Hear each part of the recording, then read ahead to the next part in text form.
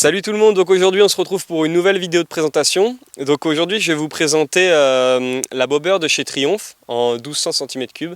Donc franchement une moto que j'apprécie particulièrement par rapport à son style déjà. Ensuite on va faire le tour ensemble de la moto pour que vous voyez bien comment dire, vraiment l'esthétique de la moto. Et on fera un petit tour sur les plus et les moins de cette moto. Donc voilà, bonne vidéo, on se retrouve autour de la moto, à tout de suite. Donc voilà, on se retrouve sur la face avant de cette moto. Donc qu'est-ce qu'on peut dire? Pas grand chose d'exceptionnel, à part que voilà, on est chez Triumph, donc toujours dans le détail. Et moi ça c'est vraiment, j'apprécie vraiment ça, parce que là par exemple sur le feu là, tout simplement voilà, on a le petit insigne Triumph, ça c'est agréable. C'est tout bête mais c'est cool. Ensuite là le garde-boue, la petite arête sympa. On a une belle couleur. Après quand ça reflète, donc quand on est beau gosse on peut se voir dedans, mais voilà, apparemment c'est pas le cas. Sinon voilà, sur les clignotants, sympa, ils sont bien la moto, ils sont gros, ça fait vintage mais ça va bien avec la moto. Donc vraiment la face avant, moi j'aime bien, c'est sobre, épuré, mais en même temps voilà, ça envoie quand même quoi. Donc partie gauche de la moto, on se retrouve sur ce gros moteur de 1200 cm3 en bicylindre. Un moteur vraiment agréable quand on roule dessus, parce que voilà, il y a au taquet de couple. Il y a quand même un minimum d'allonge, donc on ne passe pas tous les rapports comme ça, on peut se balader tranquille quoi. C'est vraiment un petit moteur de balade, mais s'il y a besoin, on peut envoyer, franchement ça gouache. Ensuite sur le côté toujours gauche de la moto, on peut voir là les petits comment dire, carbus, voilà, les petits carbus. En fait c'est pas vraiment des carbus, c'est une imitation, donc c'est pour rester dans le côté vintage de la moto. Donc on est bien sur une moto à injection, mais voilà, je trouve que c'est sympa, c'est un petit détail agréable. Ensuite par rapport à la ligne, c'est un point que je voulais souligner, donc on est sur une belle ligne d'origine qui court tout le long de la moto, donc assez sympa visuellement. La moto elle est équipée du X-Pipe, si je dis pas de bêtises, ils appellent ça comme ça chez Triumph. En gros, bon c'est au niveau du... Je vais pas rentrer dans les détails en fait, parce que je sais pas vraiment, je vais dire un peu de la merde je pense. Mais en gros voilà, ça libère le bruit de la moto, et ce qui fait que la moto elle a vraiment un bruit de ouf. Alors je vais vous faire écouter ça tout de suite, comme ça vaudra 5000 explications. Donc la clé qui se trouve sur le côté, on en reviendra tout à l'heure. J'attends que la voiture elle passe, ok c'est bon. Donc voilà.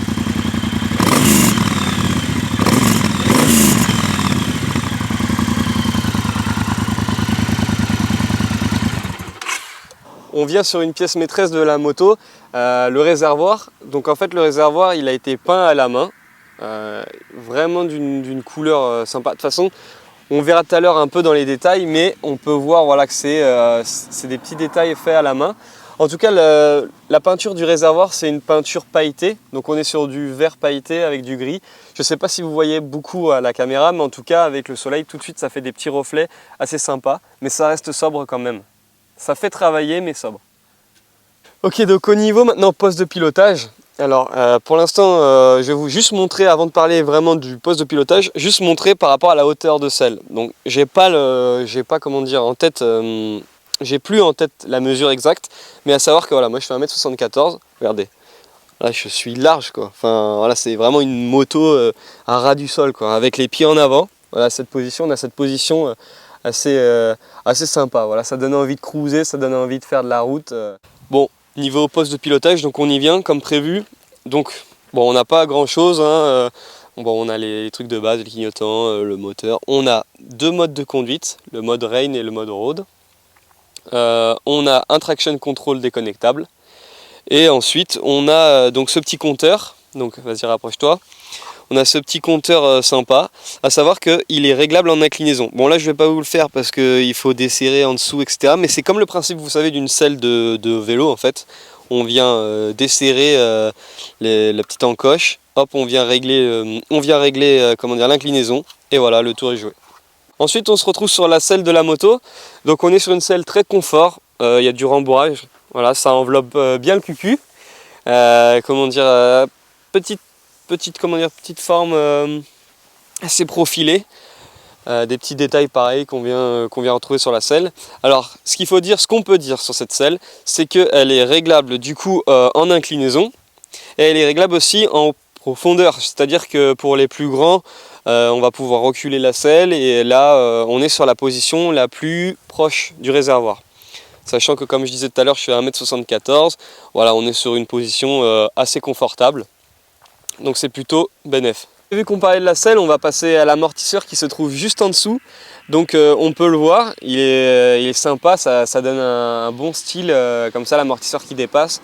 Après voilà, au niveau efficacité, bon, on n'est pas sur un truc de ouf, hein, je vais pas vous mentir, c'est vraiment tape-cul comme moto. Déjà on est très bas, donc que ce soit l'avant comme l'arrière, de toute façon l'amortissement de la moto il est pas ouf. On va pas, voilà, il est vraiment pas ouf. Ensuite côté droit de la moto, je vais y arriver. Parce que ça fait 3 fois qu'en fait on l'a refait, donc c'est pour ça. Donc on est bien sur le côté droit de la moto. Donc on peut pas, il n'y a pas grand chose à dire de plus, à part le fait que voilà, sur ce côté droit, on a la clé du coup qui se met ici.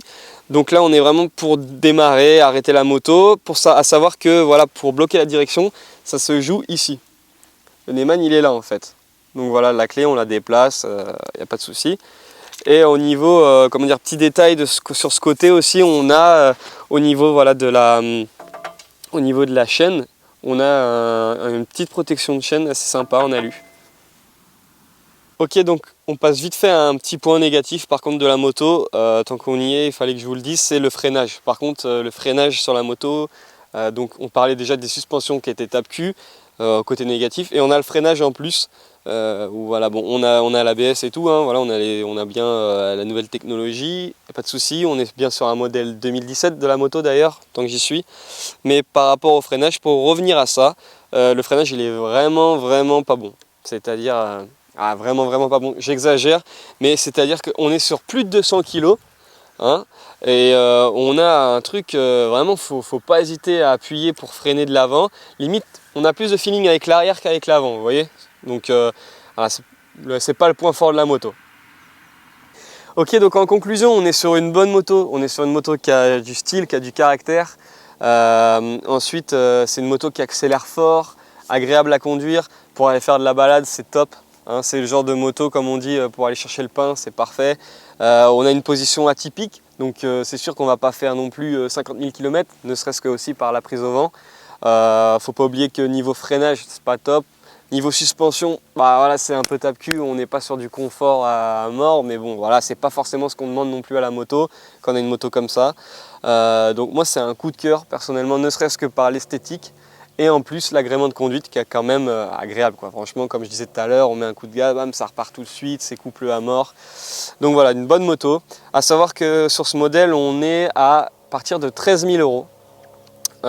13 000 €, donc voilà, c'est quand même un petit budget, on va pas se mentir, mais les 13 000 €, voilà, pour avoir un petit côté stylé, ça peut les valoir en fonction des goûts de chacun. En tout cas, je vous remercie d'avoir regardé cette vidéo. Je vous dis à bientôt pour de nouvelles vidéos de présentation ou même de balade. Donc à bientôt sur la chaîne Engine Geeks.